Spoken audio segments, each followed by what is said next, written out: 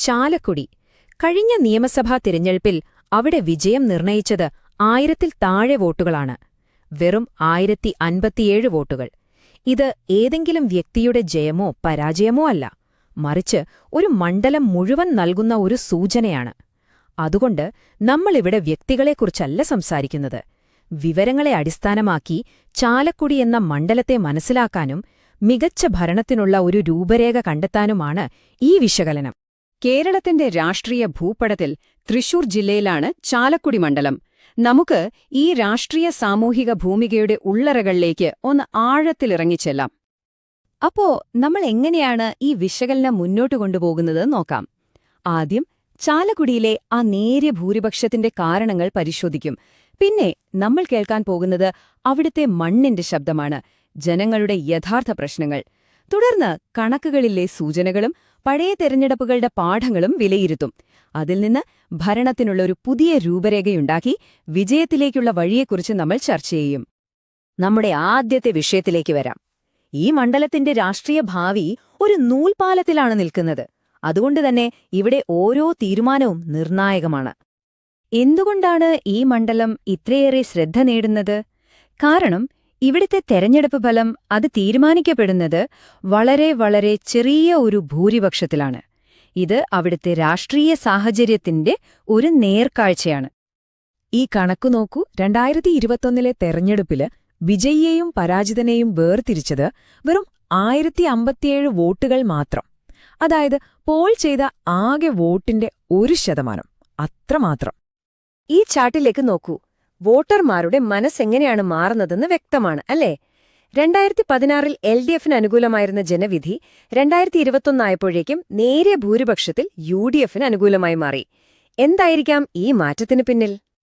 ശരി, ഈ കണക്കുകൾക്ക് പിന്നിലുള്ള മനുഷ്യരുടെ ശബ്ദം കേൾക്കാൻ സമയമായി. ചാലക്കുടിയിലെ സാധാരണക്കാരായ ജനങ്ങളുടെ യഥാർത്ഥ പ്രശ്നങ്ങളും പരാതികളും എന്തൊക്കെയാണ്? നമുക്ക് നോക്കാം.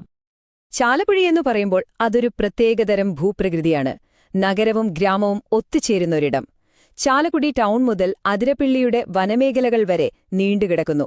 ഏകദേശം 51% ക്രിസ്ത്യൻ, 42% ഹിന്ദു, 7% മുസ്ലിം എന്നിങ്ങനെയുള്ള ഇവിടത്തെ ജനസംഖ്യാഘടന രാഷ്ട്രീയത്തെയും സ്വാധീനിക്കുന്നുണ്ട്. നമുക്ക് താഴെത്തട്ടിൽ നിന്ന് തന്നെ തുടങ്ങാം. അതിരപ്പള്ളി, കൊരട്ടി, ഈ മലയോര പഞ്ചായത്തുകളിലെ അവസ്ഥ എന്താണ്? അവിടുത്തെ വെല്ലുവിളികൾ തീർത്തും വ്യത്യസ്തമാണ്. ഇതൊന്നും വെറും പരാതികളല്ല. തകർന്ന റോഡുകൾ, എപ്പോ വേണമെങ്കിലും നിലയ്ക്കാവുന്ന വൈദ്യുതി, പിന്നെ രാത്രിയായാൽ കാട്ടാനെ പേടിച്ച് കഴിയേണ്ട അവസ്ഥ. ആവശ്യത്തിന് സ്കൂളുകളോ നല്ല ആശുപത്രികളോ ഇല്ല. ഇതൊക്കെ അവരുടെ ഓരോ ദിവസത്തെയും ജീവിത യാഥാർത്ഥ്യമാണ്. ഇനി നമുക്ക് മലയോരത്ത് നിന്ന് നഗരങ്ങളിലേക്ക് വരാം. ചാലക്കുടി ടൗണിലും കൊടകരയിലുമൊക്കെ എന്താണ് സ്ഥിതി? ഇവിടെ പ്രശ്നങ്ങൾ വേറെയാണ്. വലിയ ട്രാഫിക് ബ്ലോക്ക്, മാലിന്യം കൂമ്പാരമാകുന്നത്, കുടിക്കാനുള്ള വെള്ളത്തിനു പോലും ബുദ്ധിമുട്ട്, വർഷങ്ങളായി പണി തീരാതെ കിടക്കുന്ന പാലങ്ങൾ വേറെയും, പിന്നെ ചെറുപ്പക്കാർക്ക് ജോലിയില്ലാത്ത അവസ്ഥ. ഈ അടിസ്ഥാന പ്രശ്നങ്ങൾക്ക് എന്തുകൊണ്ട് പരിഹാരമുണ്ടാകുന്നില്ല? നമ്മളെ കേൾക്കുന്ന ഓരോ പരാതിയും വെറുമൊരു പ്രശ്നമല്ല. ഓരോന്നിനു പിന്നിലും ഓരോ മനുഷ്യന്റെ അന്തസ്സുണ്ട്, അവരുടെ ജീവിതമുണ്ട്. അപ്പോ ജനങ്ങളുടെ ബുദ്ധിമുട്ടുകളെക്കുറിച്ച് സംസാരിക്കുമ്പോൾ നമുക്ക് വലിയൊരു ഉത്തരവാദിത്തം കൂടിയുണ്ട്.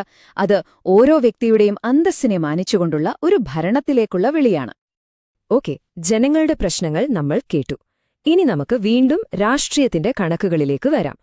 നിലവിലെ സാഹചര്യത്തെ എങ്ങനെ വസ്തുനിഷ്ഠമായി നമുക്ക് വിലയിരുത്താം? ഇത് ഒരു സ്വോട്ട് അനാലിസിസ് ആണ്. അതായത് നിലവിലെ ജനപ്രതിനിധിയുടെ ശക്തി, ദൗർബല്യം, അവസരങ്ങൾ, ഭീഷണികൾ എല്ലാം ഇതിലുണ്ട്. ഒരു വശത്ത് ശക്തമായ പാർട്ടി പിന്തുണയുണ്ട്, മറുവശത്തോ പൂർത്തിയാക്കാത്ത ഒരുപാട് കാര്യങ്ങൾ ജനങ്ങളുടെ മുന്നിലുണ്ട്. ഇതാണ് യഥാർത്ഥ ചിത്രം. അപ്പോ ഈയൊരു അവസ്ഥയ്ക്ക് കാരണം എന്താണ്? എന്തുകൊണ്ടാണ് ചാലക്കുടിയിലെ രാഷ്ട്രീയം ഇത്രയും ചാഞ്ചാടി നിൽക്കുന്നത്? അതിന് നമ്മൾ കുറച്ചുകൂടി പിന്നോട്ടു പോകണം. പഴയ തെരഞ്ഞെടുപ്പ് രീതികൾ പരിശോധിക്കണം. ഈ കണക്കുകൾ നോക്കൂ. 2011, 2016, 2021 വോട്ടിംഗ് ശതമാനത്തിലെ മാറ്റം കണ്ടില്ലേ? ഓരോ തവണയും മുന്നണികൾ മാറി മാറി വരുന്നു.